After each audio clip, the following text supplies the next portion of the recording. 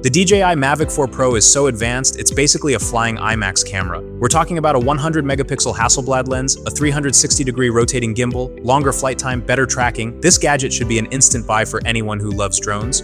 But with one move, DJI may have shot itself in the foot. And it's not what you think. Because while this drone totally crushes when it comes to specs, there's a catch. One that might change how creators think about upgrading. So before you hit that buy now button, let's break down what the Mavic 4 Pro gets right, what's actually impressive, and what this one controversial decision could mean for the future of DJI drones.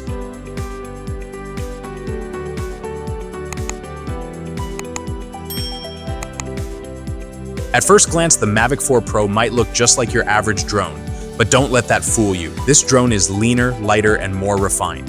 One of its most impressive features is the brand new Infinity Gimbal. It's a full 360-degree rotating gimbal, which means no more awkward yaw limitations. Want that perfect orbiting shot around a moving car? Then you're in luck. Need a vertical pan while the drone stays locked in position? Done. It unlocks movements that just weren't possible before, and all of that motion would mean nothing if the camera couldn't keep up. Which brings us to the real showstopper, the camera system. The main lens is a 100 megapixel Hasselblad sensor with 6K video at 60 frames per second in HDR. The dynamic range is insane. Think bright skies and dark shadows in the same frame, perfectly exposed. It's basically carrying a cinema camera in the sky. Then you've got the medium telephoto, 48 megapixels with a 70mm equivalent focal length. This one's perfect for isolating subjects without the distortion of wide-angle lenses. It also shoots in buttery, smooth 4K at 120 frames per second, ideal for slow-motion action shots. And for the real distance shooters, there's a 50 megapixel telephoto lens with a 168mm equivalent. You can stay far away and still get those tight, sharp details. Wildlife, rooftop inspections, surveillance-style B-roll. This is the lens for that. And here's what ties it all together. All three cameras support 10-bit D-Log-M. That means unified color profiles across every lens. No more fighting with mismatched footage in post. Whether you're shooting ultra-wide or zoomed in, the colors are consistent, clean, and cinematic. But even the most powerful camera is useless if the drone can't keep up. Luckily, DJI didn't just upgrade the visuals, they supercharged the entire flight experience. We're looking at a max flight time of 51 minutes. That's not a typo. That's nearly double what most consumer drones can handle. For filmmakers, surveyors, or just casual flyers who hate changing batteries every 20 minutes, this is a game changer. Speed-wise, it pushes up to 90 kilometers per hour in sport mode. And with DJI's new O4 Plus transmission system, you're looking at a stable 30-kilometer range with ultra-low latency. It's like flying with a fiber optic tether. Plus, with wind resistance up to level 6, that's 12 meters per second, you can fly confidently in conditions that would ground lesser drones. And while it's built for speed and distance, it's not flying blind. The Mavic 4 Pro features omnidirectional sensors that create a full 360-degree safety net, detecting obstacles from every direction. Trees, buildings, poles, it sees them all, even when you don't. But my personal favorite is that it has a front-facing LiDAR that can detect obstacles in near total darkness, down to 0.1 lux. Don't get me wrong, but shooting stunning footage and navigating flawlessly is just half the battle. The real test, how fast can you offload, edit, and deliver that content? DJI knows creators need speed, not just in the sky, but in the studio. That's why the Mavic 4 Pro comes with 64 gigabytes of internal storage, enough to capture high-quality footage on the fly.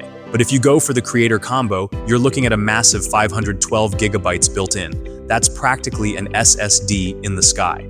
And when it's time to transfer, you don't even have to power the drone on.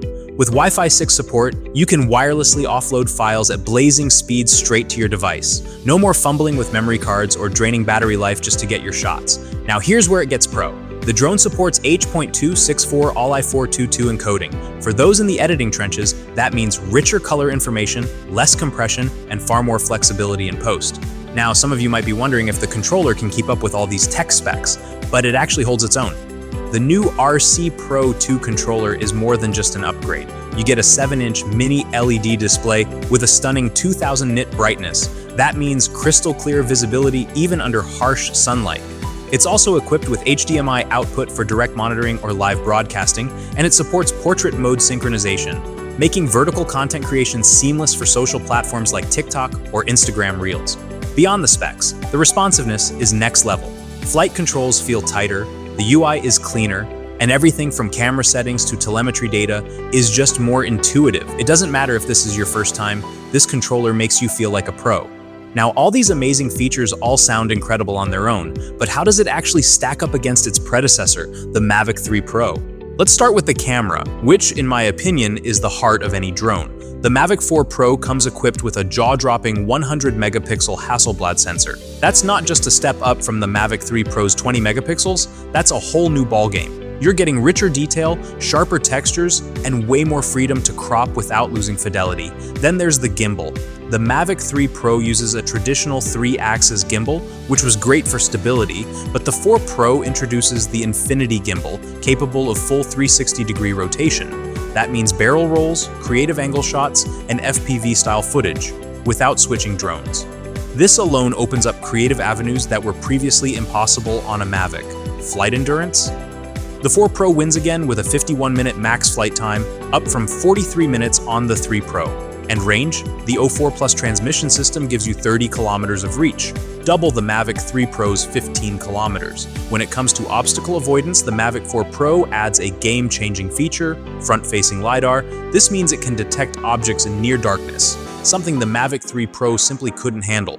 Whether you're flying at dusk or through dense fog, you've now got eyes in the dark. And lastly, the controller. The jump from the RC Pro to the RC Pro 2 brings a brighter, sharper display, mini LED technology, and native support for vertical video. It's not just better hardware, it's a better experience across the board. With specs like that, it's no surprise this drone is the talk of the town. Filmmakers and aerial content creators are calling the Mavic 4 Pro a game changer, not just for the numbers, but for the freedom it gives behind the lens. That 360-degree gimbal and 100-megapixel sensor combo unlock shots that used to require custom rigs or FPV drones. It's essentially putting an entire cinema toolkit into one foldable package. The cinematic flexibility is mind-blowing, especially for solo shooters or small teams that don't want to lug around 5 different drones. But it's not all perfect. There's still no ProRes support, which might turn off some high-end professionals. And due to ongoing US tariff restrictions, getting your hands on one might not be as simple as clicking buy now. Still, for most creators, the Mavic 4 Pro isn't just an upgrade, it's the next leap forward in aerial filmmaking. With these amazing features, it's easy to see why the DJI Mavic 4 Pro is the new gold standard for professional aerial videography.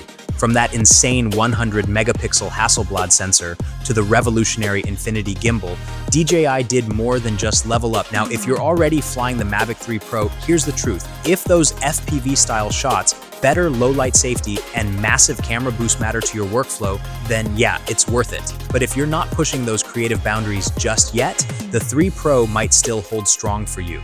And as for that one issue I mentioned earlier, it's the lack of ProRes support. For some high-end filmmakers, that's a deal breaker. For everyone else, this drone's a beast. Let me know, would you upgrade to the 4 Pro or stick with the 3?